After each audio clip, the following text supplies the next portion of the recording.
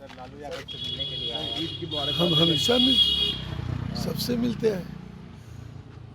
ईद जो है आपसी सद्भाव और भाईचारे का संदेश देता है। चाहे होली हो, दशहरा हो, हम लोग मिलजुल के त्यौहार मनाते हैं। आजकल लोग जिहाद का कुछ लोग अलग अर्थ निकालते। जिहाद का मतलब है कि अपने नफ्स पर काबू पाना, उसको बहकने नहीं देना। नोरमा ग्रुप, जो सोचता है वो करता है। आपके अपने सपनों का आशियाना। नमस्कार, भारत लाइव देख रहे हैं आप। देखिए, केंद्रीय गृह मंत्री अमित शाह के 2 दिवसीय के इर्द गिर्द ही अब बिहार की राजनीति घूमने लगी है। देखिए, एनडीए की बैठक हुई है और एनडीए की बैठक मात्र 20 से 25 मिनट ही चली। तब से ही हमारे जो सूत्र हैं वहाँ पर लगातार, हम कल भी आपको अपडेट दिए थे और लगातार अपडेट दे रहे हैं कि एनडीए में सब कुछ ठीक नहीं है। एनडीए की बैठक से अचानक कल केंद्रीय गृह मंत्री अमित शाह पूरी बैठक लेने से पहले ही बाहर निकल गए। देखिए, जो खबरें, जो इनपुट हमारे पास है, तमाम घटक दलों ने अपनी अपनी जो चहीती सीटें थी, जिस पर दावेदारी थी, उन सीटों का एक लिस्ट बंद लिफाफे में केंद्रीय गृह मंत्री को सौंप दिया गया और एक मौन सहमति जो है एनडीए में रहने की ली गई। बावजूद इसके अमित शाह के तेवर काफ़ी गर्म थे। अमित शाह सभी गठबंधन के घटक दलों को एक निश्चित जो सीट संख्या है उसके बारे में वो एक संभावना व्यक्त करके गए और इसको लेकर ही अब एनडीए में हलचल काफ़ी तेज हो गया है। देखिए, केंद्रीय गृह मंत्री अमित शाह के जाने के पहले से ही बिहार की सियासत गरमाई हुई है और जिस वक्त अमित शाह एनडीए की बैठक कर रहे थे, वैसे दूसरी तरफ आपने देखा कि अमित शाह के जो सबसे करीबी नेताओं में अभी माने जा रहे हैं सम्राट चौधरी को एक खास काम सौंपा गया था इस पार्टी में मुकेश सहनी को लाने का। तो सम्राट चौधरी के माध्यम से भारतीय जनता पार्टी के मीडिया हेड दानिश इकबाल मुकेश सहनी से जाकर मिलते हैं और उन्हें निमंत्रण देते हैं। हालांकि कहा गया कि वो निमंत्रण दावत इफ्तार का है।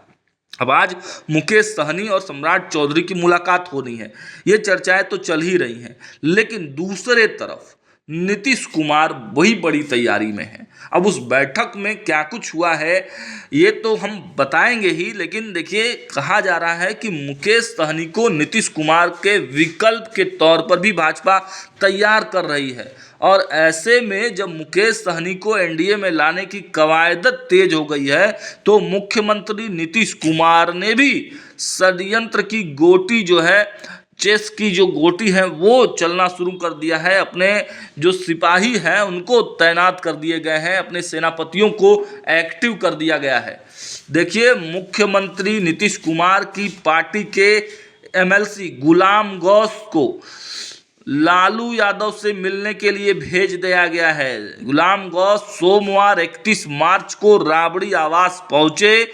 गुलाम गौस नीतीश कुमार के करीबी माने जाते हैं।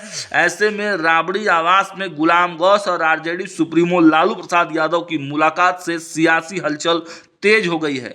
मुलाकात के बाद राबड़ी आवास से बाहर आने के दौरान गुलाम गौस ने मीडिया से बात किया और देखिए क्या कुछ कहा है गुलाम गौस ने।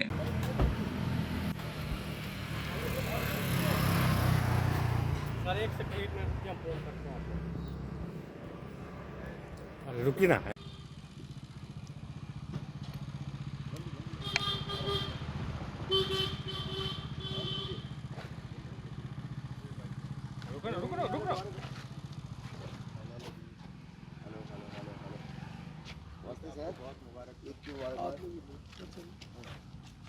सर, लालू यादव से मिलने के लिए आए हैं। ईद की हम हमेशा सबसे मिलते हैं।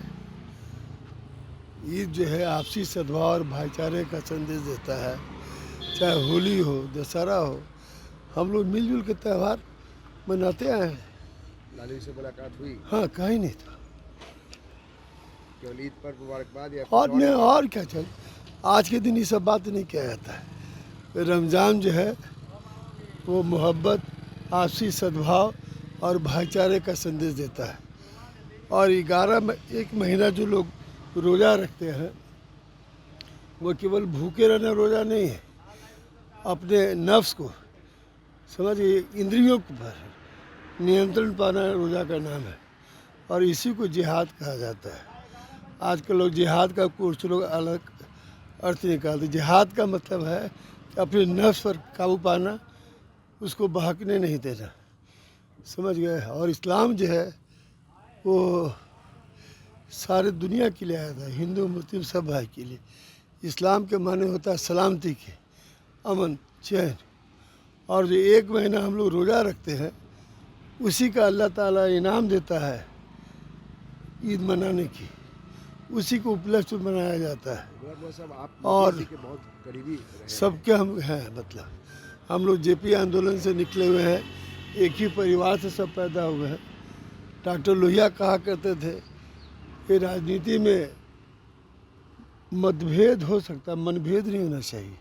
सब लोग मिलते जुलते रहे, सब मिलते जुलते। लेकिन आपने एक बात नहीं कही लालू जी से कि भाई व्यक्तिगत हम नहीं, इस सब पर कोई बात है। आज ईद का दिन है, ये सब बात नहीं। लालू जी तो वक्फ का बहुत विरोध कर रहे हैं। छोड़िए, ये सब बात है, चलिए। वक्फ को लेकर कोई बातचीत नहीं हुई।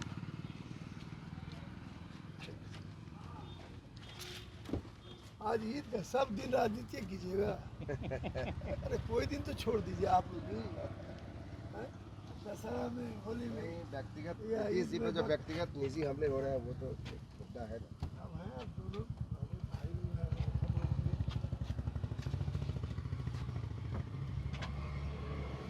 एक ही परिवार से स्वस्थ है ना लालू जी, स्वस्थ है ना?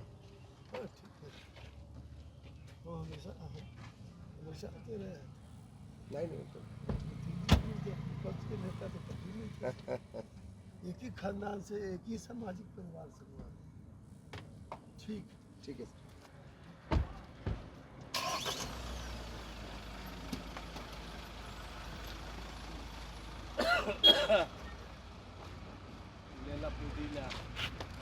तो देखा आपने गुलाम गौस, जो वक्फ वाले मामले पर उनके तेवर काफी गर्म थे। कुछ दिन पहले ही उन्होंने मीडिया में ये बयान दिया था कि वक्फ वाले मामले में हम भाजपा के साथ नहीं हैं। उन्होंने कहा था कि प्रधानमंत्री नरेंद्र मोदी के तरफ से मुसलमानों को दी जा रही सौगाते मोदी भीख है। बोले इस भीख को बांटने से बेहतर होगा कि केंद्र सरकार वक्फ संशोधन विधेयक को वापस ले ले।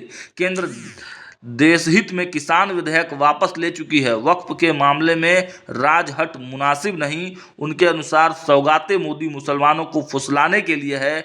अब यह मुसलमानों के विवेक पर है कि वे इस सौगात को कबूल करते हैं या नहीं। वक्फ एक्ट 1995 वक्फ बोर्ड संचालन के लिए पर्याप्त है। ये बातें कुछ दिन पहले ही गुलाम गौस ने कही थी और आज लालू यादव से मुलाकात के बाद उन्होंने बड़ी बातें कही है। उन्होंने कहा है रमजान मोहब्बत, आपसी सद्भाव और भाईचारे का संदेश देता है। 1 महीने का सिर्फ भूखे रहने का रोज नहीं है, बल्कि अपने इंद्रियों पर नियंत्रण पाना रोजा का नाम है और इसी को जिहाद कहा जाता है। आजकल लोग जिहाद का अलग मतलब निकालते हैं। देखिए, उन्होंने कहा कि राजनीति में मतभेद होता है, मनभेद नहीं। हम लोग जेपी आंदोलन से निकले हुए लोग हैं, एक ही परिवार से निकले हुए हैं, एक साथ राजनीति किए हैं। ईद का मौका था और ईद के मौके पर आज लालू प्रसाद यादव से हमने मुलाकात किया है। इसका कोई राजनीतिक मायने निकालना ठीक नहीं है, लेकिन नेता जो बोलते हैं और जो करते हैं उनमें काफ़ी फर्क होता है। अब जब एनडीए काफ़ी नाजुक स्थिति में है और वक्फ वाले मामले में पूरे देश भर के मुसलमान नीतीश कुमार से अपील कर रहे हैं कि उनको कोई फैसला लेना चाहिए, ऐसे में जब नीतीश के कोई खास एमएलसी लालू प्रसाद यादव से जाकर मिलते हैं और वो भी अमित शाह के जाने के तुरंत बाद, तो राजनीतिक सरगर्मियां तो तेज होंगी, सवाल जरूर उठेंगे। फिलहाल इस प्रकार के और भी अपडेट्स हम देते रहेंगे। देखते रहिए भारत लाइव। बहुत बहुत धन्यवाद। सपनों को हमने सजाया है, ई होम्स पैनोरामा को हमने बनाया है। ई होम्स मेरा एक सपना था जिस पे मैं पिछले 4 साल से काम कर रहा था। हमने जो बनाया है वो सबने है माना। ई होम्स पैनोरामा में हो आपका भी आशियाना। और फाइनली हमने 2021 में इस प्रोजेक्ट को लॉन्च किया। बहुत लोग अप्रिशिएट कर रहे हैं कि पूर्णिया जैसे शहर में, बिहार के, एक तो बिहार की बात करें उसमें भी पूर्णिया जैसे छोटे जगह में इस तरह का लाइफस्टाइल देना, ये सुन के हम लोगों को बहुत अच्छा लगता है। ई होम्स में हमने कुछ और भी किया है, जैसे हम जिस जगह में रह रहे हैं हमारे फैमिली सिक्योर हो, उनको सिक्योरिटी का ध्यान में रखा है। आपकी सुविधा और सुरक्षा आपके लिए खास है, ये आपका विश्वास है। इसमें आर्टिफिशियल इंटेलिजेंस का 7 लेयर सिक्योरिटी का हमने इस्तेमाल किया है। लस ग्रीन कैंपस को बनाया है, यदि हमारा बाउंड्री वाल है तो वो वर्टिकल गार्डन है। ये जितनी भी फैसिलिटी होता है एक इंटरनेशनल टाउनशिप में ई होम्स है, ये हम लोग विश्वास नहीं कर पा रहे हैं। जो भी हमारे मित्र दोस्त या जो भी हमारे बाहर के बाहर आते हैं तो हम लोगों को बहुत अच्छा सुनने को मिलता है और बहुत अच्छा क्रेडिट मिल रहा है। वो सारा हमने सिर्फ एक बिल्डिंग नहीं बनाया, हमें एक बहुत अच्छा लाइफस्टाइल दिया ई होम्स में, और मेरा एक सपना था जिसको मैं आज फुलफिल होते हुए देख पा रहा हूँ। ये आपका आवास है। ई होम्स पैनोरामा में अब आपका निवास है। E Homes Panorama, luxurious lifestyle redefined. Panorama group, जो सोचता है वो करता है। अगर ये वीडियो पसंद आई और वह बिहार के राजनीति और बिहारियत से सरोकार रखेनी तो सब्सक्राइब बटन दबा के चैनल के सब्सक्राइब कर ली। ओजे एगो घंटी बा, ओकरा बटन दबा देला से कुल सटीक और मारक खबर रुआ मुफ्त में मिल जाई। अगर रुआ पत्रकारिता के हमनी के नया प्रयोग में सहयोग कर चाहतानी तो ज्वाइन बटन दबा दी। पेटीएम नंबर नोट कर ली 9386